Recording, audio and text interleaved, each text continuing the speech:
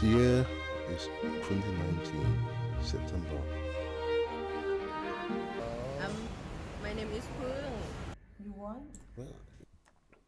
this audio commentary will basically let you all know what I went through, what I experienced being a single person at this time. I I like to be upfront that I was completely single. So what you hear is the audio commentary of what I felt at that particular time. So all these scenes are basically I had to search for many months to find all these clips that I shot, and basically I'm doing a narration of what I felt and experienced at that particular time, being a single person. So enjoy, and please share to anyone like-minded who is also going to a country and wants to be with a person. Okay, enjoy. This is when we returned to Bangkok. So it's a 2 hour bus journey back to Bangkok. Here's the sort of interview scene. Here's so excited. Age wise, she was probably in her mid 30s at this time. I knew she had a child, and she said her husband passed away, or no, she had another sponsor, and essentially he.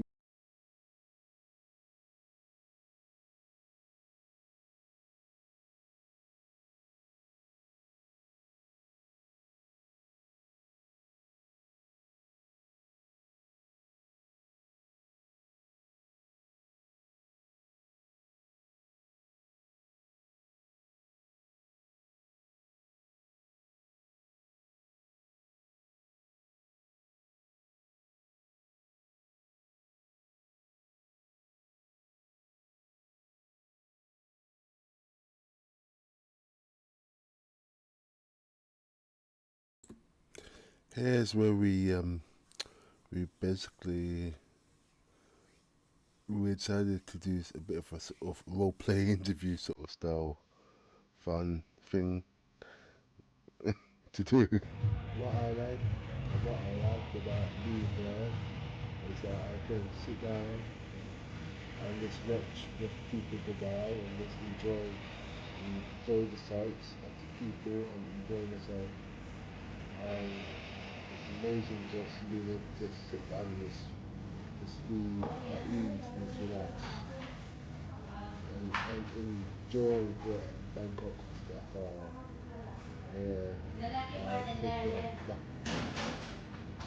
You can understand them and have a conversation. That means that she has been around English speaking people in the past, and all of her gestures are very sort of exaggerated. Many local Thais don't exaggerate as much.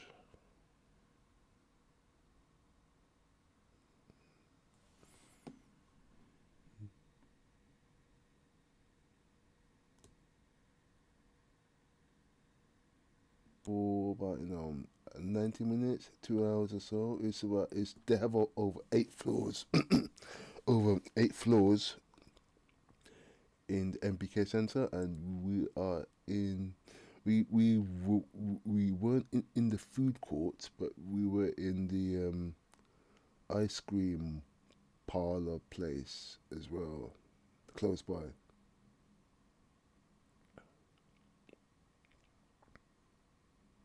So we're just having a chit chat back and forth, just having a fun. I can I knew straight away that she had been around English speakers because another thing to look out for is the English. If there's about fee for every transaction, so just make sure you have some cash and you can at least tip. be going to the ATMs every time because they charge it.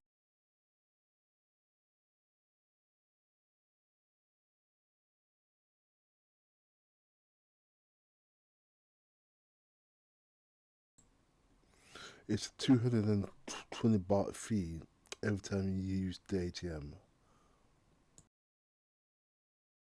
I really, I really do think in the future, because this was shot 6 years ago. I think in the future, people would want to pay for human interaction, so it will become like a void whereby with all this AI that's out now that wasn't out at this time in 2019. Now with the rise of AI, people would slowly want to have the human interaction. Of course, because it's a big business in countries like Japan. It's the norm. I think they've had um the whole thing sort of in the economy for a very long time, and slowly it's starting to make its way into the West. Another thing that I like to mention, that I was actually filmed. No, I wasn't filmed. I actually went on the date before I was filmed to go on the Undateables back in 2014. I was actually I actually went on a date a few days before I was filmed. So a lot of you people don't even know that, and I'm just disclosing it now. Hmm? So the whole idea of us being sort of enabled to sort of handle that sort of situation, it's not a lie that all that I get away. Okay, it's not lying. It's interesting. It's the hook that gets people to watch the show. I go to the gym 3 to 4 days a week when I can, and being in Bangkok in this time is quite interesting because I really learned how to carry myself in a certain way to project confidence and to move with purpose. I speak into my phone. I don't get emotional. I don't emotionally or get. I don't allow it to control my emotions essentially. Okay, and how I perceive the world is very interesting because I sort of been told that I live in my own little world. I sort of do in some ways. I think a lot of other people think, oh, just you're not you are not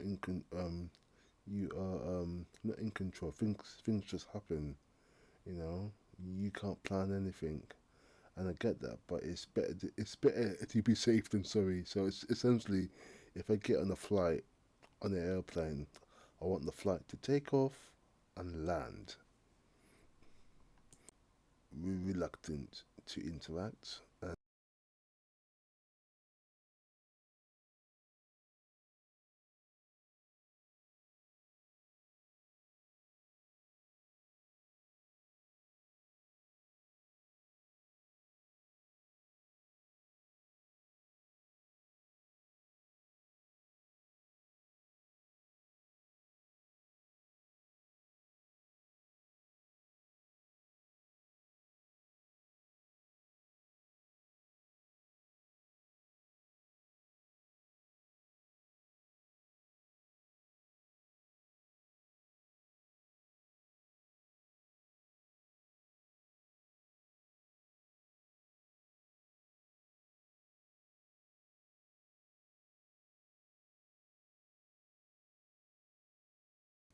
like trying to detach from those all sorts of behaviors. So making eye contact, being assertive. Yes, I go to the gym. I know who I am. I see opportunity. I don't see a no. I see, okay, I try again, because we live in a world of the social, no, not social anymore, interest media, you know, treated me when I was small. It's trying to un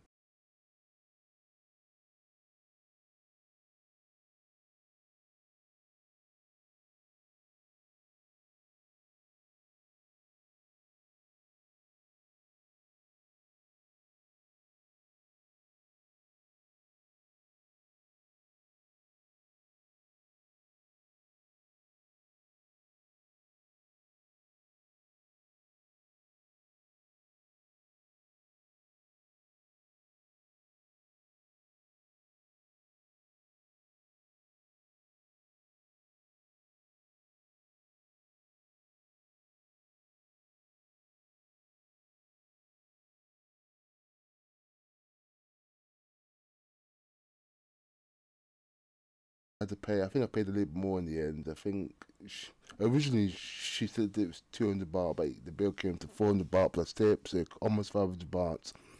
That's a very common tactic to get you to pay more just for the gesture. The whole country is big on solidarity gestures, tipping people, um, not showing off your wealth, but being very sort of being very hey, carefree, you live in the moment. So here she's playfully saying, "Oh no, I'm sorry." I was quite keen to know that because it's my first time like doing these vlog style in the early stages. I didn't know that I I really cared more about the context. The context. Another thing I like to make people aware of is that this sort of um, behavior of people, Western people in the world who go to this part of the world who are with local people, be it in Thailand, Japan, Asia, Vietnam, Cambodia, Laos, Bali. This sort of area is very common. So I know back in the UK right now, oh, how could you? This is like you might know it's completely normal. I tell people about these sort of interactions, and they think it's like, oh, really, come on, you must be like put up or like forced. No, it's completely normal. Go out for this CC shot. I do understand that, but just make it so simple, guys. Like if you invite people out or you're out with somebody, just if you organize it, just be a gentleman and just fit the bill. You know, you don't have to do it every time, but once in a while, just fit the bill. You know, of course. I- If you don't, or if you feel like really, I'm with this other person, I'm happy to pay for her or him, but not the whole group. Okay, so I was so careful to make sure that she did not invite anyone. Okay, so cool.